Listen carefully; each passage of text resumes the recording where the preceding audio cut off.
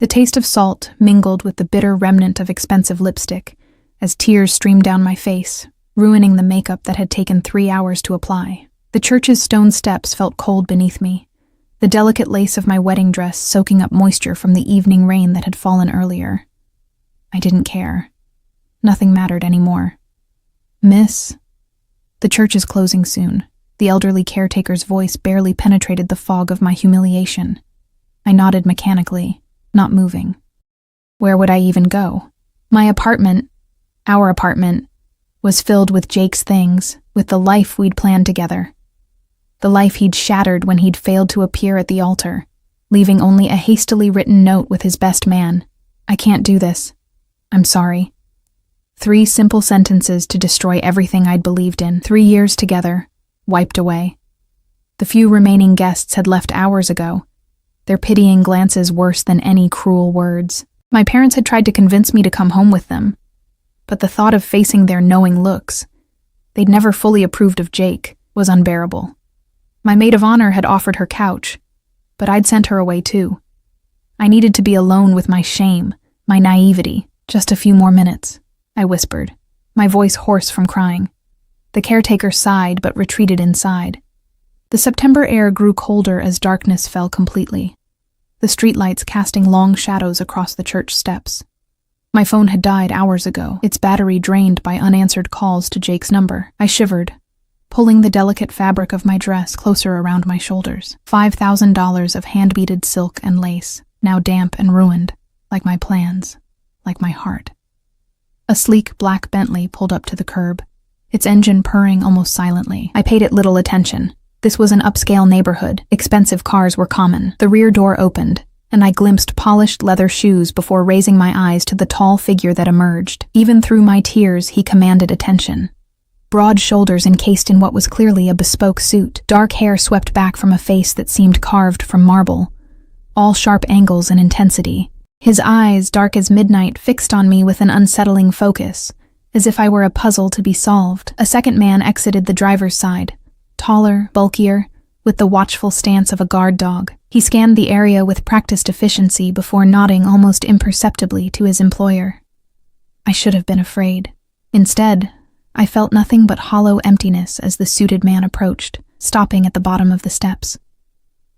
Up close, I caught the scent of expensive cologne, something woodsy with notes of amber. It reminded me of how out of place I was, a crumpled, crying mess on church steps in a neighborhood where men like him belonged. "The church is closed," I said flatly, not bothering to wipe my tears. His expression didn't change. "I'm aware." His voice was deep, accented. Italian, perhaps. "Yet, here you are." I looked away. "I'm leaving soon." "Where?" The directness of his question struck me. Who was this stranger to ask me anything? Yet something in his tone demanded an answer. "I don't know," I admitted, hating the tremor in my voice. He studied me for a long moment, his gaze moving deliberately from my tear-stained face to the ruined wedding dress. Understanding dawned in his eyes, followed by something harder to define, a flash of anger, though not directed at me. "What's your name?" he asked. I hesitated. My mother's warnings about strangers echoed in my head, but what did it matter now? "Sophia. Sophia Chen." Something flickered in his expression. "Chen," he repeated, as if testing the name. A chill ran through me that had nothing to do with the evening air. There was recognition there, though I was certain we'd never met before. "And yours?" I asked, surprising myself with the boldness. The corner of his mouth lifted slightly. Luca Ricci." The name meant nothing to me, but the way he watched for my reaction suggested it should. When I showed no recognition, he seemed almost relieved. "It's not safe for you to be alone here, Sophia," he said, my name sounding different in his accent. "Not dressed like that. Not in this state." I laughed bitterly. "I don't have many options right now." "You do," he countered, reaching into his jacket. For one wild moment, I thought he might pull out a weapon, but instead, he produced a pristine white handkerchief, offering it to me. "You can come with me." I stared at him, certain I'd misheard. "Excuse me?" "Come with me," he repeated. Not a question, a statement. Now. I don't know you, I said, finally wiping my face with the back of my hand, ignoring his handkerchief. He didn't withdraw it. You know my name. I know yours. That's more than many beginnings have. Beginnings? I echoed. I was supposed to be married today, yet you're not, he observed, his bluntness cutting through my fog of self-pity. The man who left you here, he gestured to my disheveled state with a slight movement of his hand. He doesn't deserve your tears, Sophia. My name in his mouth felt almost like a caress. I should have been offended by his presumption, but there was something in his certainty that reached past my defenses. Why would you help me? I asked, taking the handkerchief at last. It was real silk, monogrammed with elegant initials. LR. His eyes never left mine. Let's just say I owe your family. My heart stuttered. My family? You know my parents? Not exactly, he said, extending his hand. But I knew your father, Chen Wei, before he changed his name. I froze. My father had indeed changed our family name decades ago, long before I was born. He rarely spoke of his life before coming to America. How could this stranger know something so personal?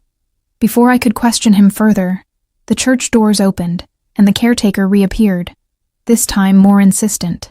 Miss, I really must close up now. Luca turned to him, his posture shifting subtly. He didn't speak, but something in his stance made the older man step back. Take your time, the caretaker muttered, retreating inside once more. I stood up shakily, the heavy fabric of my dress weighing me down. Whatever you think you know about my father is not a discussion for church steps, Luca interrupted smoothly. Come with me, Sophia. A warm meal, a place to collect yourself. No obligations beyond that. I should have said no. Every instinct for self-preservation screamed against following a stranger, especially one who knew things about my family that even I didn't. Yet, where else could I go? Back to the apartment I'd shared with Jake? To my parents' home to face their pity and unspoken, I told you so's? As if sensing my internal debate, Luca added softly, sometimes fate makes choices for us. Tonight, it chose to bring me here when you needed someone most. Fate, I repeated dubiously. Or were you following me? For the first time, a genuine smile crossed his face, transforming his severe features into something almost breathtaking. If I were following you, Sophia Chen, you wouldn't have spent hours crying alone on these steps. I didn't correct his slight mispronunciation of my name. Somehow, it sounded right in his accent, more like who I might become than who I'd been. The driver opened the rear door of the Bentley, his expression impassive. Luca remained where he was, hand still extended, waiting. Not pushing, but not retreating either. I took one last look at the church behind me, at the flower petals still scattered on the ground, remnants of the ceremony that should have been. Then I placed my hand in Luca's. His fingers closed around mine, warm and steady, and I felt something shift, as if I'd made a choice far more significant than simply accepting a ride. Good girl, he murmured, leading me down the steps. The words should have felt condescending, but instead they washed over me like a balm, soothing the ragged edges of my wounded pride. The interior of the car smelled of leather, and the same cologne that clung to Luca. As I sank into the plush seat, exhaustion hit me like a physical force. Luca slid in beside me, leaving careful distance between us. Where are we going? I asked as the car pulled away from the curb. Somewhere safe, he answered.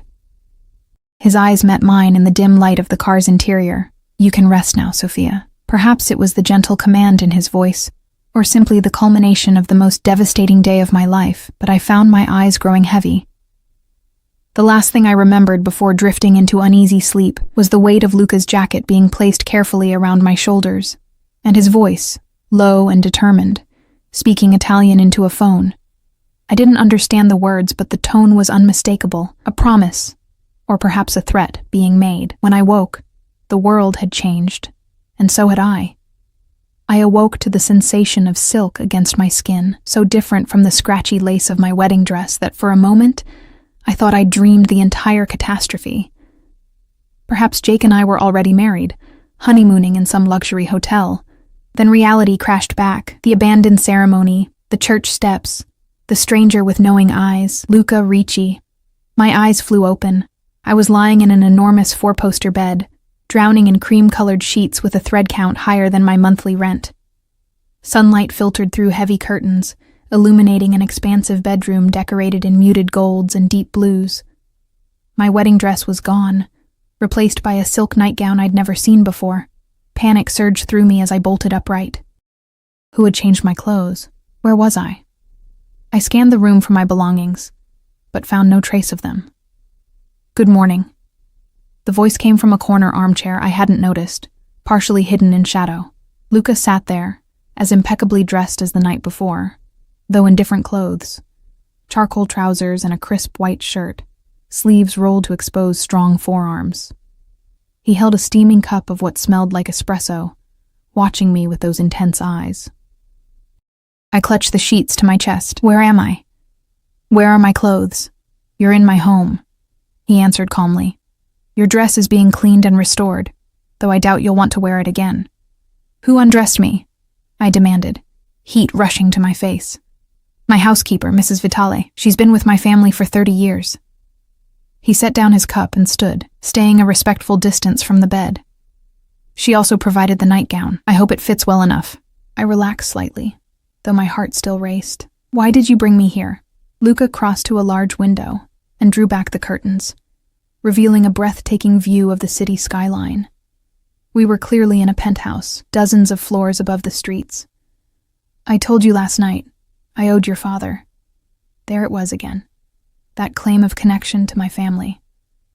I studied him in the morning light. He was younger than I'd first thought, perhaps in his mid-30s, with the confidence of someone accustomed to power, the kind of man who would never be left standing alone at an altar. "My father was an accountant," I said. "He died 3 years ago from heart failure." Something like respect flickered in Luca's expression. "Is that what he told you?" The question sent ice through my veins. "What are you implying?" Instead of answering, he walked to a closet and opened it, revealing women's clothing with tags still attached. "Mrs. Vitale estimated your size. You'll find everything you need. When you're ready, join me for breakfast on the terrace." He gestured toward a door. "The bathroom is through there." Before I could protest, he was gone, closing the bedroom door behind him. I sat frozen for several minutes, mind racing. The events of yesterday, my failed wedding, Jake's abandonment, seemed almost trivial compared to the mystery unfolding around my father. What secrets had he kept? What connection could he possibly have had to a man like Luca Ricci? Finally, practicality won out over confusion. I needed clothes, food, and information, in that order. The bathroom was a marble palace with a shower large enough for 6 people. I stood under the hot water until my skin turned pink, washing away dried tears and the lingering scent of wedding perfume. Wrapped in a plush towel, I examined the closet contents. Everything was my size exactly: jeans, blouses, dresses, even lingerie with French labels. The casual precision of it all was unsettling.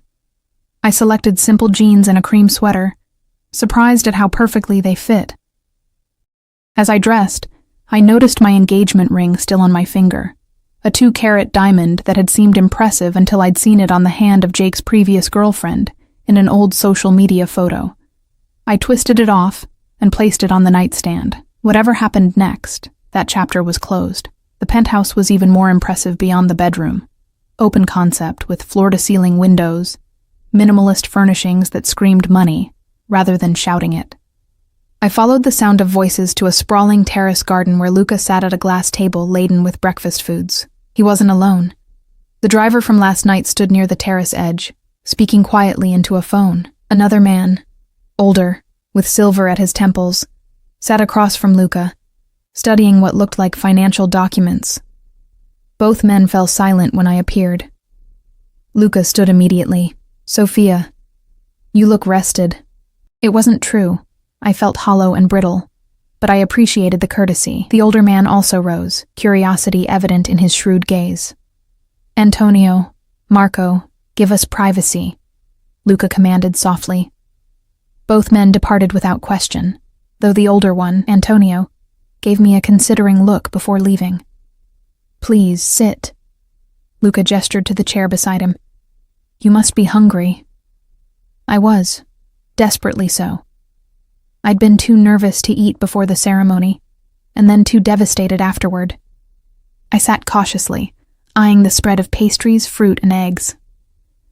"You said you knew my father," I said, ignoring the food. "I want to know what you meant."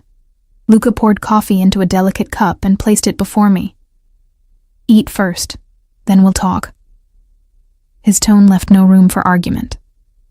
I took a sip of the coffee, rich and perfectly prepared, then helped myself to a croissant and some berries. Luca watched with apparent satisfaction as I ate, though he himself took only coffee. "Your father wasn't always Chen Wei," he said, after I'd eaten half the croissant. "When he first came to this country, he was Zhao Wei, right-hand man to one of Shanghai's most influential businessmen." I nearly choked on my coffee. "That's ridiculous. My father came here as a graduate student. He met my mother in college. After he changed his identity, yes," Luca agreed. "But before that, he worked for a man named Zhao Liang, no relation, despite the shared name. Your father was his most trusted advisor for almost a decade. My grandfather was a farmer," I protested. "My family has never been involved with whatever you're implying." Luca's expression softened slightly. "Your father reinvented himself to protect you and your mother. He wanted a different life for his family." "And how exactly do you fit into this fantasy story?" I challenged.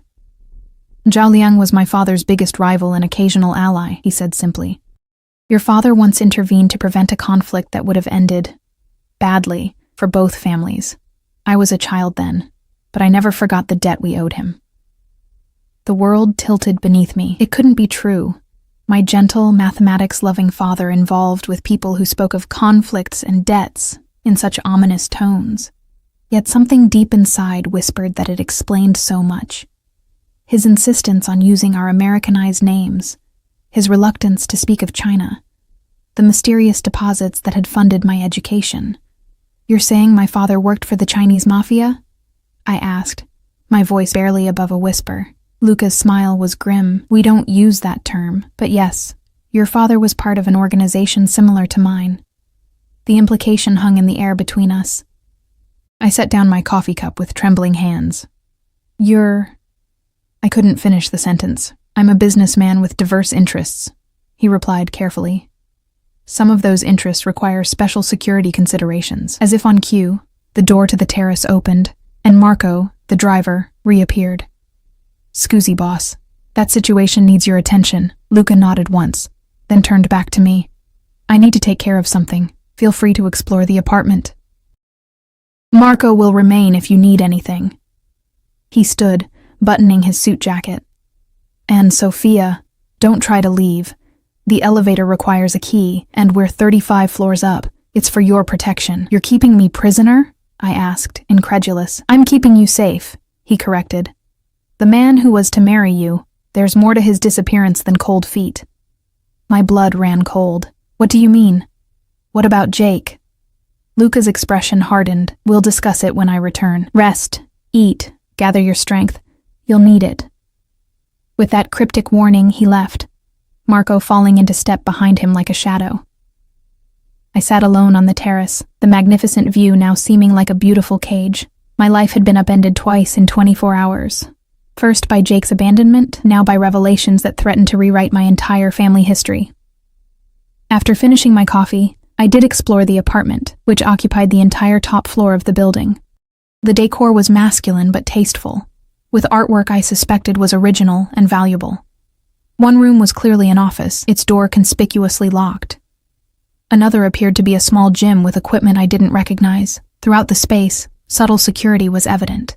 Cameras in the corners, reinforced doors. In the living room, I found a wall of photographs. Most were formal, Luca with various important-looking men, shaking hands or raising glasses at events. But one caught my eye. An older photo, slightly faded, showing two young men standing beside a classic car. One was clearly a younger version of my father. The other man resembled Luca, same commanding presence, same intensity, but older.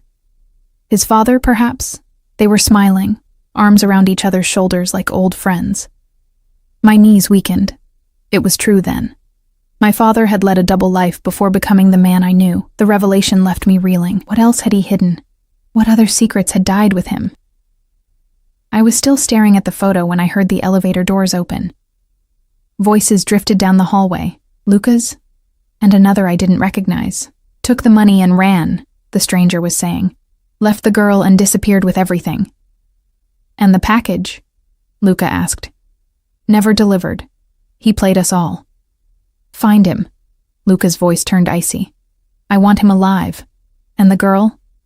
She stays here, protected. Boss, if her father was really... I know exactly who her father was. Luca cut him off. Which is why she remains under my protection. Is that understood? Yes, boss.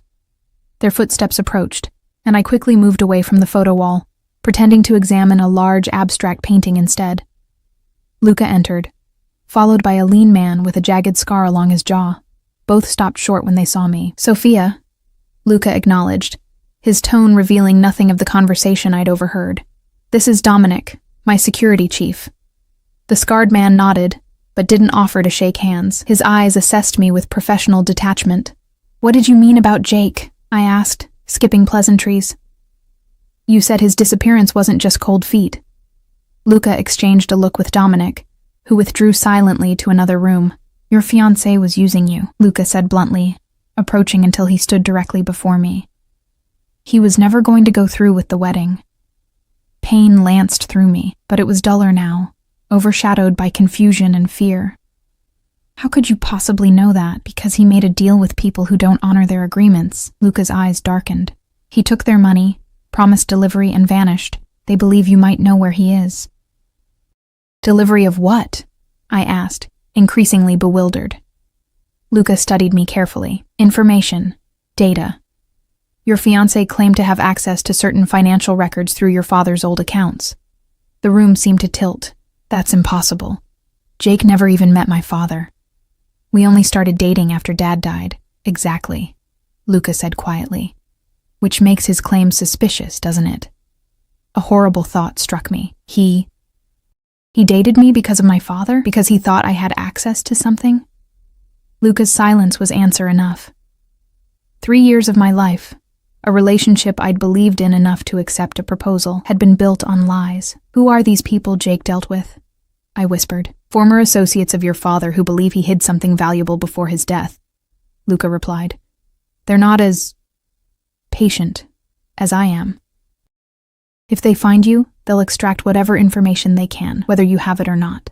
I sank onto a nearby sofa, legs no longer able to support me. This is insane. I'm an art teacher. My father was an accountant. We're normal people. Luca sat beside me, close enough that I could smell his cologne again.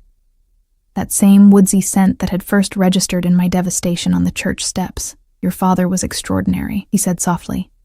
And I suspect you are too, even if you don't know it yet. Our eyes met, and for a brief moment, I glimpsed something beyond the controlled businessman. A flicker of genuine concern, perhaps even admiration. Then his phone buzzed, breaking the connection. He checked the message, his expression hardening. They found Jake's apartment, ransacked. He's in the wind, but they're looking for you now too. So I really am a prisoner, I said numbly. Luca's hand covered mine, warm and steady. You're under my protection, Sophia. There's a difference. But as his security team filtered into the apartment, taking up positions with the practiced efficiency of soldiers preparing for siege, the distinction felt academic at best. I was caught in a web I hadn't known existed, connected to a man whose power was as evident as it was frightening, and somewhere out there, the man I'd almost married was running for his life, having dragged me into a danger I still didn't fully understand. 3 days passed in Luca's penthouse, each one a strange blend of luxury and confinement. I was given everything I could need, clothes, books, even art supplies when I mentioned my teaching. But freedom remained elusive. Luca came and went, always polite, occasionally joining me for meals where our conversations danced around the dangerous truths hanging between us. I learned little more about Jake or the mysterious information he'd supposedly stolen. Whenever I pressed, Luca would redirect the conversation with practiced ease. All in good time, he'd say, dark eyes studying me as if searching for something hidden within me. On the 4th morning, I awoke to find a small box beside my bed, wrapped in cream-colored paper with a simple gold ribbon. Inside was a delicate gold bracelet. Elegant, but not ostentatious. with a small charm shaped like a protective eye. "For safety," Luca explained when I emerged wearing it, his approval evident in his gaze. "And to track you should the need arise." "You're monitoring me now?" I asked, torn between outrage and a strange, unwelcome flutter at his attention. His smile was unapologetic. "I'm protecting what's mine." The possessive statement should have angered me, yet I found myself speechless, caught in his unwavering stare until his phone rang, breaking the moment. "We've found him," he said after a brief conversation in rapid Italian. "Get the car ready." He turned to me. "I need to go out. Marco will remain with you." "I want to come," I said impulsively. Luca paused, evaluating me. "You want to face the man who betrayed you?" "I need answers," I insisted. "About Jake, about my father, all of it." After a long moment, he nodded. "Wear something practical, and stay close to me at all times." 30 minutes later, I sat beside Luca in the Bentley, dressed in the most understated clothes I'd found in the closet. Dark jeans, a black sweater, and leather ankle boots. Dominic drove, with another security man I hadn't met before riding in the passenger seat. The atmosphere in the car was tense, expectant. "Where are we going?" I asked as we left the gleaming skyscrapers of downtown behind, heading toward more industrial areas. "One of my properties," Luca answered vaguely. His hand rested on the seat between us, close enough that I could feel its warmth. "Sophia, when we arrive, you'll stay behind me. If I tell you to leave, you go immediately with Marco. No questions." The commanding tone left no room for argument. "I understand." We pulled up to what appeared to be an abandoned warehouse. 2 black SUVs were already parked outside, men in dark suits standing guard. They nodded respectfully as Luca emerged from the car, their eyes widening slightly when they saw me. "Boss?" one began, clearly concerned about my presence. Luca silenced him with a look. "She stays with me." Inside, the warehouse was largely empty, except for a central area where stark overhead lights illuminated a scene that made my blood run cold. Jake knelt on the concrete floor, hands bound behind his back, a bruise blooming across his left cheek. 2 men stood guard over him. He looked up as we entered, his eyes widening in shock when he saw me. "Sophia? What are you doing with him?" His voice cracked with fear and confusion. I couldn't speak. The man I'd almost married now seemed like a stranger, his familiar features twisted with desperation. "Mr. Foster?" Luca's voice was deceptively calm as he approached, keeping me slightly behind him. "You've caused quite a lot of trouble." Jake's eyes darted between us. "Sophia, you need to get away from him. You don't know who he is. Rich. Coming from you?" I finally found my voice, anger surging through me. "Were you ever going to go through with the wedding? Or was that just part of your plan too?" Confusion flashed across Jake's face. "What? Of course Enough!" Luca cut him off. "Where's the data you stole?" Jake's expression shifted to calculation. "I don't know what you're talking about," Luca sighed, almost disappointed. "Marco." The security man stepped forward, removing something from his pocket. I tensed, expecting a weapon, but it was a phone. He showed the screen to Jake, whose face drained of color. "Your parents," Luca explained to me quietly. "We have men outside their home in Florida." Horror washed through me. "Luca, no." He touched my arm gently. "A negotiation tactic only, Sophia. No harm will come to them if Mr. Foster cooperates." Jake's shoulders slumped. "It's in a safety deposit box." "Keys in my apartment, hidden in the bathroom vent." "The apartment that was ransacked?" Luca asked. A flicker of surprise crossed Jake's face. "They got there already? Shit." "Who, Jake?" I demanded. "Who are you working with?" He looked at me, really looked at me, for the first time. "Sophia, I'm sorry. I never meant for you to be involved, but your father, he took something that didn't belong to him. Something valuable." "What are you talking about?" I stepped closer, despite Luca's restraining hand. "Account numbers. Access codes. Your father moved millions before he disappeared from their organization. They've been looking for it ever since." "My father was an accountant," I insisted automatically, but the words rang hollow now. Jake gave a bitter laugh. "Your father was Zhao Wei, right hand to one of the biggest crime bosses in Shanghai. He stole from them and ran. They've been looking for that money for 20 years. I felt Luca stiffen beside me. And how did you come to possess this information, Mr. Foster? Jake's eyes narrowed. My father worked for the organization too. Lower level. He recognized Chen Wei from old photographs years ago, but by then your father was established. Respectable. His gaze returned to me. When he died, I was sent to get close to you, to find out if you had access to his accounts. The betrayal cut deeper than I'd imagined possible. 3 years, Jake. We were together for 3 years. Something like genuine regret crossed his face. It wasn't all lies, Soph. I did care for you. Enough to abandon her at the altar. Luca's voice was deadly quiet. I got cold feet, Jake admitted. Not about the mission, about involving her further. They were getting impatient, demanding results. The wedding was their idea. Once we were married, they'd have legal access to everything. Who is they? Luca demanded. The Zhao family. The son runs things now. Zhao Min. Luca cursed softly in Italian. And the key? If your apartment was compromised? Jake hesitated, then looked directly at me. Sophia has it. Has had it for over a year. What? I stepped back, bewildered. I don't have any key. A sad smile crossed Jake's face. The jade pendant. The one I gave you for our anniversary. It's hollow. My hand flew to my throat, where the pendant had hung until my wedding day. I'd left it at our apartment, considering it bad luck to wear another man's gift at my wedding. It's gone, I whispered. Whoever ransacked your apartment probably took it. Fear flashed across Jake's face. Then we're all dead. Luca's phone rang. He answered, listening intently, his expression growing darker. Take her to the car, he ordered Marco suddenly. Now. What's happening?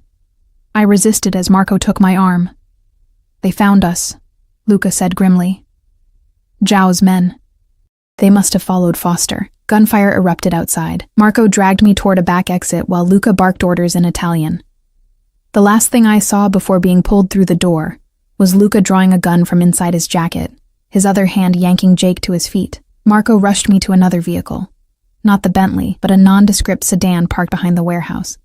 Get in, he ordered, pushing me into the back seat before sliding behind the wheel. Wait! What about Luca? I twisted to look back as the sound of gunfire intensified. Boss can handle himself, Marco assured me, starting the engine. My job is to get you to safety. We peeled away just as several dark SUVs pulled up to the warehouse. Men with weapons poured out, and my heart hammered against my ribs. Luca was still in there, possibly fighting for his life because of me, because of secrets my father had kept. Marco drove with practiced precision, taking sharp turns and back alleys until I was completely disoriented. Where are we going? Safe house, he replied tersely. Boss has contingencies for everything. 20 minutes later, we pulled into an underground garage beneath an unassuming apartment building. Marco escorted me to a service elevator, then through a maze of hallways to a door that looked like all the others. Inside was a simple but comfortable apartment, with the same subtle security features I'd noticed at Luca's penthouse. Wait here, Marco instructed. I'll check in when I can. You're leaving? Panic edged into my voice, his expression softened slightly. Boss needs backup. Don't worry. This place is secure. No one knows about it except the inner circle. After he left, I paced the apartment, checking windows, reinforced glass too high to escape, doors, multiple locks, and trying not to imagine what might be happening at the warehouse. The pendant Jake had given me, a simple jade oval on a gold chain, had been nothing but a key all along. Another lie in a relationship built on deception. Hours passed. Night fell. I found food in the kitchen but couldn't eat. Every sound in the hallway made me jump. Finally, near midnight, I heard keys in the door. I grabbed a kitchen knife, heart pounding as the door swung open. Luca stood there, suit jacket missing, white shirt spattered with blood.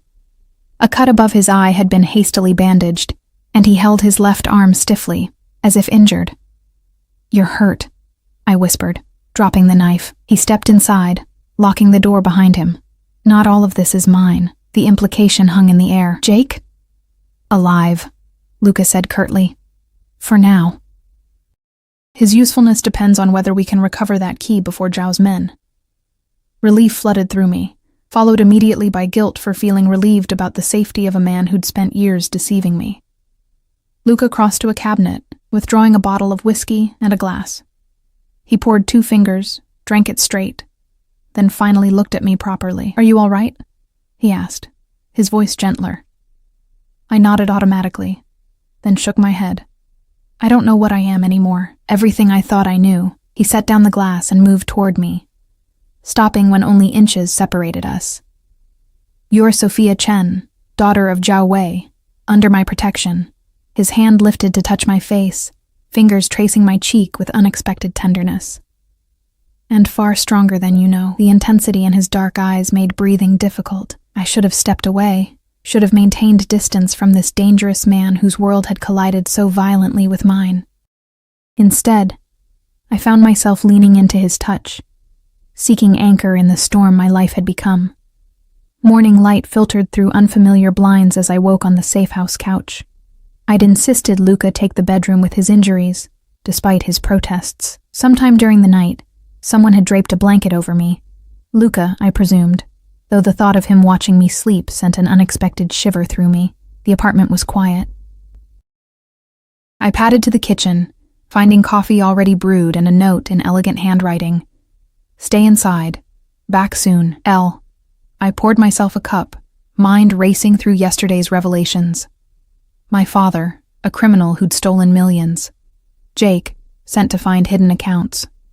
Luca, part of the same shadowy world, now my self-appointed protector, and somewhere out there, Zhao's men hunting for a key I'd unwittingly carried for over a year. The jade pendant. I closed my eyes, remembering the day Jake had given it to me.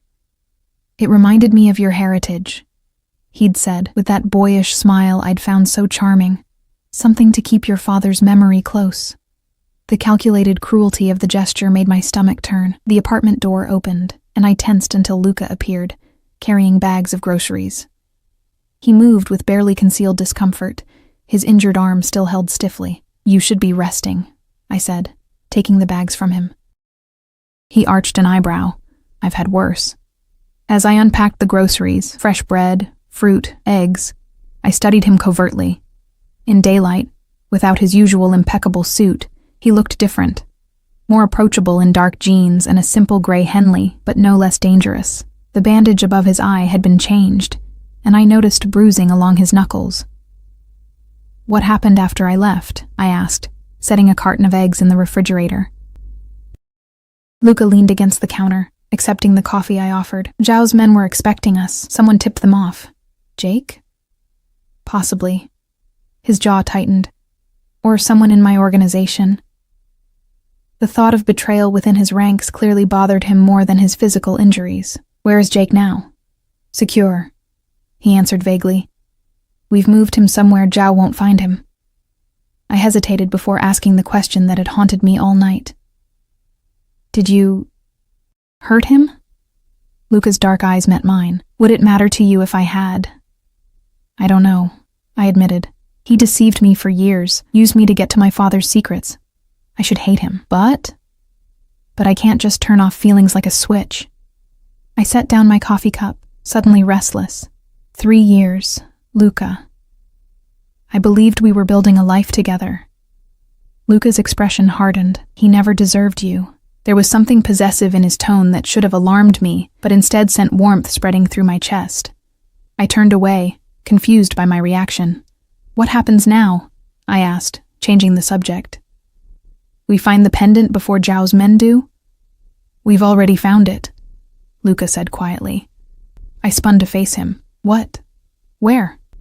"One of Zhao's men had it when we interrogated him last night. They recovered it from your apartment the day after your wedding." Relief flooded through me, followed quickly by apprehension. "So you have the access codes now? The money my father stole?" Luca set down his cup and approached me slowly, like one might approach a frightened animal. "Not yet. The pendant is only half the key." "What's the other half?" I asked, already suspecting the answer. His hand rose to my face, fingers gently tucking a strand of hair behind my ear. "You, Sophia. Your father would never leave his legacy in the hands of strangers. The combination to open the pendant, It would be something only you would know. I stared at him. But I don't know anything about secret accounts or stolen millions. Not consciously, perhaps. His hand dropped to my shoulder, warm through the thin fabric of my borrowed t-shirt. But your father would have embedded it somehow. A birthday, an anniversary, a special place, something meaningful to both of you. My mind raced through possibilities. My birthday, my mother's birthday, their anniversary. All obvious choices that professional criminals would have tried already. I need to see the pendant, I said suddenly. Luca nodded, withdrawing a small velvet pouch from his pocket. The jade oval looked exactly as I remembered it. Smooth green stone on a delicate gold chain. But when Luca pressed the sides in a specific pattern, the oval split to reveal a hollow interior lined with microchip. We need a 6-digit code, he explained. Enter it incorrectly 3 times, and the chip self-destructs. I took the pendant with trembling hands, turning it over. On the back, nearly invisible unless you knew to look, was a tiny engraving, a Chinese character I recognized from a calligraphy set my father had given me on my 16th birthday. Yongheng, I whispered. Eternity. Luca watched me intently. Does that mean something to you? Tears pricked my eyes as memory surfaced. When I was 12, I asked my father why he changed our name when he came to America. He said some things change, but others are eternal, like his love for me and my mother. Luca's expression softened. A date, perhaps? When he changed his name? I shook my head. I don't know exactly when, then it hit me. Wait. The settlement date on my parents' house. Dad always said it was the day his American life truly began. The date was burned in my memory because we'd celebrated its anniversary every year. March 8th, 1994. 030894. My hands shook as I carefully entered the numbers into the tiny keypad inside the pendant. The last digit confirmed with a soft click, and the microchip glowed blue. It worked. I breathed. Luca's phone appeared in his hand. Antonio, we have access. Start the transfers immediately. He listened for a moment. Yes, all of it, and tell Dominic to prepare the jet. He ended the call and turned to me. We need to move quickly now. Zhao will know we've accessed the accounts. Where are we going? I asked, setting down the pendant. Italy, my territory, where I can protect you properly. Italy, I echoed. I can't just leave the country. My job, my apartment are no longer safe. He cut in. Zhao doesn't forgive, Sophia. As long as you're connected to your father's theft, you'll be a target. The reality of my situation hit me fully for the first time. My old life was gone. Not just the future I'd planned with Jake, but everything. My career, my friends, the carefully constructed normalcy I'd taken for granted. For how long? I asked, voice barely audible. Luca's expression was unreadable. Until Zhao is no longer a threat, and when will that be? Instead of answering, he stepped closer, hands coming to rest on my shoulders. I promised your father I would protect you if the time ever came. I intend to keep that promise. You spoke to my father about this? I asked, startled. Once, shortly before his death. His thumbs traced small circles against my collarbone. He knew they might find him eventually. His only concern was your safety. I closed my eyes against a fresh wave of grief, not just for the father I'd lost, but for the man I'd never truly known. Did he suffer when he died? Heart failure was convenient, Luca said carefully. But painless. I ensured that much. The implications stole my breath. Not a natural death after all, but a mercy granted by the man now standing before me. I should have been horrified, should have pulled away in disgust. Instead, I found myself leaning into his touch, seeking comfort from the very hands that had orchestrated my father's passing. Why are you really helping me, Luca? I asked, opening my eyes to meet his gaze. A debt to my father can't be the only reason. Something flickered in his dark eyes. Hunger, possession, and something deeper I couldn't name. Perhaps I see in you what your father once was. Intelligence, loyalty, strength you don't yet recognize. Or perhaps you just want the money. I challenged. His laugh was unexpected, warm and genuine. Believe me, Sophia, if I only wanted the money, there are simpler ways to obtain it than protecting a stubborn woman who asks too many questions. I should have been offended. Instead, I found myself smiling back, the tension between us shifting into something else entirely. His hands moved from my shoulders to frame my face, thumbs brushing my cheekbones with surprising gentleness. "We leave in 3 hours," he said softly. "Pack whatever you find in the bedroom. Everything else can be acquired in Italy." The idea of leaving everything behind should have terrified me. Yet standing in Luca's hold, I felt something I hadn't experienced since before my father's death. A sense of belonging, of rightness. "What about Jake?" I asked, the question necessary even as part of me already detached from the man who'd betrayed me. Luca's expression darkened. "He stays here. My men will ensure he remains cooperative." "Will you kill him?" The question was direct, necessary. His gaze held mine. "Do you want me to?" The question shocked me, not just that he would ask it, but that I was seriously considering my answer. The old Sophia, the art teacher who believed in happy endings, would have been appalled. But I wasn't that woman anymore. "No," I finally said. "Not for my sake, but I don't want to see him again." Luca nodded, respect evident in his expression. "Then you won't." He released me reluctantly, stepping back. "Rest. Prepare. I need to make arrangements." As he turned to leave, I caught his wrist. "Luca." He paused, looking back at me with an intensity that made my heart race. "Thank you for finding me on those church steps." Something softened in his gaze. "Perhaps it was your father's final gift to us both." The words hung between us, laden with meaning I wasn't yet ready to fully examine. He left me standing in the kitchen, the jade pendant, my inheritance, my curse, glinting in the morning light. 3 hours later, we boarded a private jet bound for Italy. As the New York skyline receded beneath us, I felt my old life slipping away. Beside me, Luca worked quietly on his laptop, occasionally speaking rapid Italian into his phone.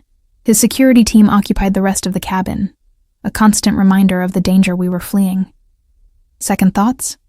Luca asked, noticing my gaze fixed on the disappearing city below. I turned to him. This dangerous man who had upended my world and somehow become my anchor within it. "No," I answered truthfully. "Just processing." His hand covered mine on the armrest, warm and steadying. "We'll build you a new life, Sophia, one worthy of who you truly are." Who I truly was. Daughter of Yahweh, heir to secrets and danger, and a fortune built on shadow. As the ocean replaced the landscape beneath us, I realized I was finally ready to discover exactly what that meant. The Italian countryside unfolded beneath us as our helicopter descended toward what Luca simply called the estate. After a week at his Milan penthouse, a sophisticated prison where I'd been guarded, pampered, and kept largely in the dark, this transfer to his family home marked a shift I couldn't yet decipher.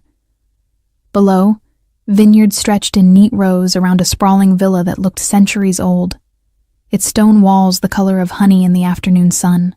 Mountains rose in the distance, and the glint of a lake caught the light. It was breathtakingly beautiful and utterly isolated. "Tuscany?" I asked, raising my voice over the helicopter's roar. Luca nodded. "My family has owned this land for generations.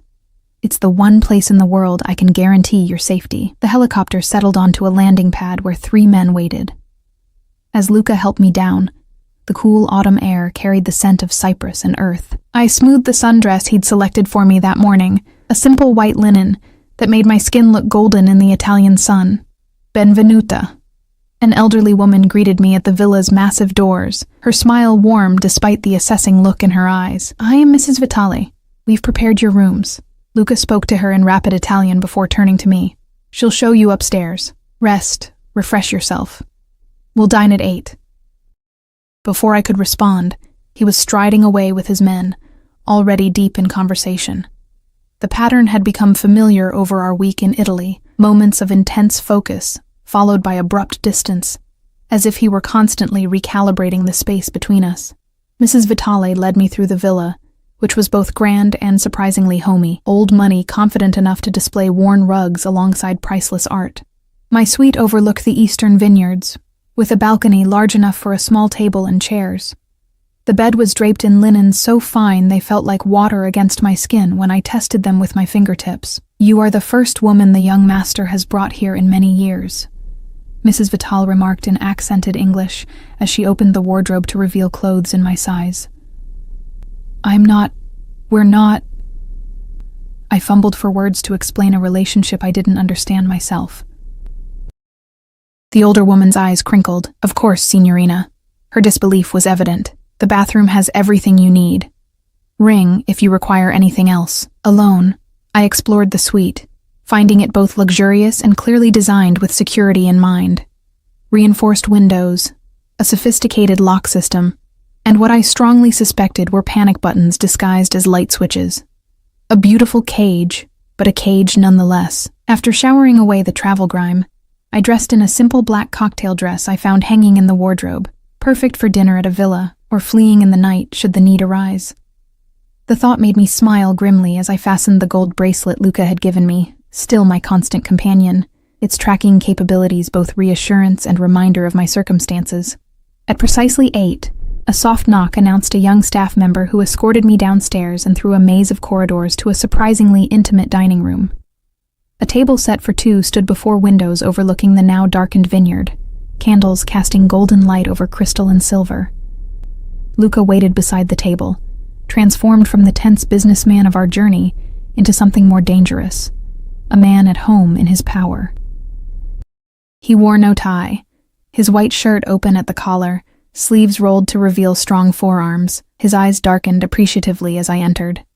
"You look beautiful," he said, pulling out my chair. "You look relaxed," I countered, settling into my seat. "First time since I've met you," he smiled, pouring ruby red wine into my glass. "This is my sanctuary. Few outsiders ever see it. Am I still an outsider?" I asked boldly. His gaze locked with mine over the rim of his glass. "What do you think?" The meal progressed through exquisite courses: pasta with truffles, tender veal, vegetables from the estate's gardens. We spoke of safer topics: the villa's history, my interrupted career as an art teacher, his appreciation for Renaissance painters. It felt almost normal, as if we were simply a man and woman enjoying dinner, not a mafia boss and his reluctant ward.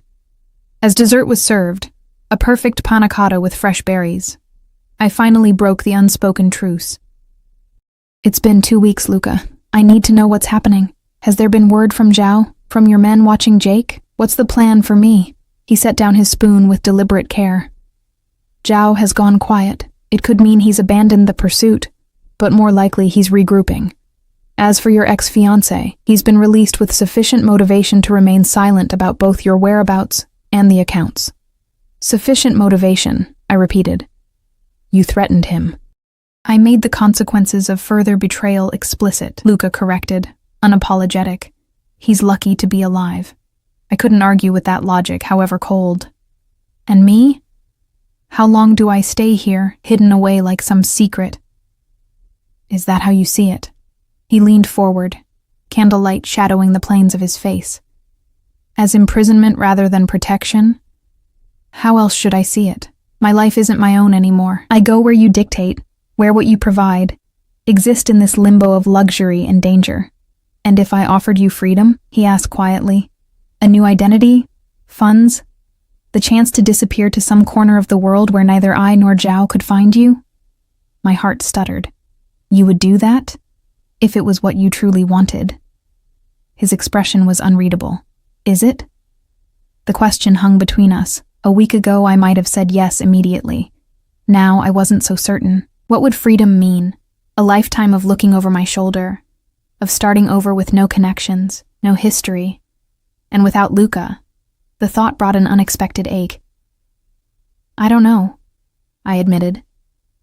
"Everything's happened so fast. 3 weeks ago I was about to marry Jake. Now I'm in Italy, running from Chinese gangsters, with a man who knew my father better than I did." Luca's mouth quirked. "When you put it that way, it does sound rather dramatic." Despite everything, I laughed. A real laugh that released some of the tension I'd been carrying. Luca's smile in response transformed his face, making him look younger, almost carefree. "Stay," he said suddenly, reaching across the table to take my hand, not as a prisoner or someone to be protected. "Stay and work with me." I blinked in surprise. "Work with you? Doing what exactly?" Your father was brilliant with numbers, with seeing patterns others missed. I suspect you have the same gift." His thumb traced circles on my palm. "My organization has legitimate businesses. The vineyards, import, export, real estate. You could start there." "You want me to join the Mafia?" I asked incredulously. He winced. "As I've mentioned, we don't use that term. Think of it as a family business with certain specialized divisions." I withdrew my hand, needing space to think clearly. "Is that why you brought me here? To recruit me?" "I brought you here to keep you safe," he said firmly.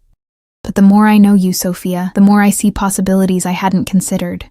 "What kind of possibilities?" I challenged. The look he gave me burned with an intensity that had nothing to do with business. "Many kinds." Heat rushed through me, pooling low in my belly. The air between us seemed to thicken, charged with weeks of unspoken tension. "And if I say no?" I asked, voice barely above a whisper. "Then I arrange your new identity as promised." His voice was rough. "And release you from any obligation." "Just like that? After all this?" "I told you from the beginning," Luca said quietly. "No obligations beyond what you choose." I stood abruptly, needing to move. "I need time to think." "Of course." He rose as well, ever the gentleman despite the predatory grace that marked his every movement. "The gardens are lovely at night, if you'd care to walk." The suggestion was innocent enough, but as he offered his arm, I knew accepting meant more than a simple stroll. I took it anyway, letting him lead me through French doors onto a stone terrace, then down steps to a garden fragrant with jasmine and night-blooming flowers. We walked in silence, the gravel path crunching beneath our feet, until we reached a small fountain where water trickled musically over ancient stones. The moon hung full and heavy above us, casting silver light across the landscape. "My father," I said finally. "Was he like you? A boss?" Luca considered the question. He could have been. He had the mind for it, the instincts. But he wanted something different. "A normal life," I murmured. "With my mother. With me, yes. And he paid dearly for it." Luca turned to face me, his expression solemn in the moonlight.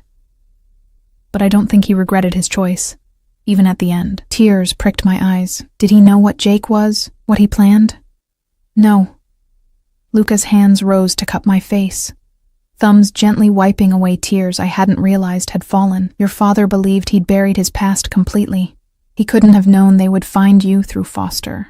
I closed my eyes, leaning into his touch. "I'm so tired of secrets, Luca, of not knowing who to trust." "Trust yourself," he murmured, his breath warm against my forehead. "You've survived betrayal, discovered truths that would break many. You're stronger than you know, Sophia Chen." When I opened my eyes, his face was inches from mine. Eyes dark with an emotion I finally allowed myself to recognize. Desire. Yes, but also something deeper, more possessive. Something that should have frightened me, but instead made me feel strangely whole. "Why me?" I whispered. "You could have fulfilled your debt to my father without bringing me here, without this." His smile was rueful. "I intended to. When I found you on those church steps, my plan was simple. Protect you, secure the accounts, settle things with Zhao. Professional. Detached. What changed?" His thumbs traced my cheekbones. "You did. Your strength, your resilience, the way you faced every revelation without breaking." His voice deepened. "The way you look at me not with fear, but with understanding." I recognized the truth in his words. Despite everything, the danger, the upheaval, the glimpses of violence, I'd never truly feared Luca himself. Something in me had recognized something in him from that first moment on the church steps. "I don't want a new identity," I said softly. "I want to know who I really am, who I could be." Understanding dawned in his eyes. "And who might that be, Sophia?" Instead of answering, I closed the distance between us, pressing my lips to his in a kiss that started gentle but quickly blazed into something fierce and consuming. His arms encircled me, pulling me against the hard planes of his body as if he'd been restraining himself for too long. When we finally broke apart, breathing heavily, the decision had been made without words. No new identity, No running. No more pretending I didn't belong in this world that had claimed me despite my ignorance. Stay with me, Luca murmured against my lips, not as someone to protect, as my equal, my partner. In all things, I challenged, needing the clarity. His smile held promises both dangerous and thrilling. In all things. 3 months later, I stood on the balcony of our Milan penthouse, watching snow drift over the city. Behind me, Luca spoke on the phone, finalizing details for our meeting with former associates of my father, who wished to pledge allegiance to our combined organizations. The jade pendant hung around my neck, no longer a key to stolen millions, but a reminder of the legacy I'd inherited and transformed. The accounts had been legitimized, the money now flowing through proper channels, funding expansions that straddled the line between shadows and light. Zhao had made one final attempt against us, an ambush that had left scars on both Luca and me, his across his shoulder, mine along my collarbone. The man himself had not survived the encounter, his organization now splintered and largely absorbed into ours. As for Jake, he'd disappeared to Australia according to our sources, wisely putting as much distance as possible between himself and the woman he'd once thought to use as a pawn. Warm arms encircled me from behind, and I leaned back against Luca's chest, feeling the steady beat of his heart. "Regrets?" he asked, his lips brushing my temple. I turned in his arms, studying the face that had become as essential to me as my own reflection. Not one. His kiss was possessive, claiming, a reminder that what had begun as protection had evolved into something far more powerful. I matched his intensity, no longer the abandoned bride weeping on church steps, but a woman who had embraced both her past and her future. In the dying light of a winter afternoon, with snow falling around us and danger never far away, I had found something I'd never expected on that devastating wedding day. Not the safe, predictable life I'd planned with Jake, but a love born of fire and shadow, stronger for the truths it had weathered, and I would fight to protect it, just as fiercely as Luca had once fought to protect me.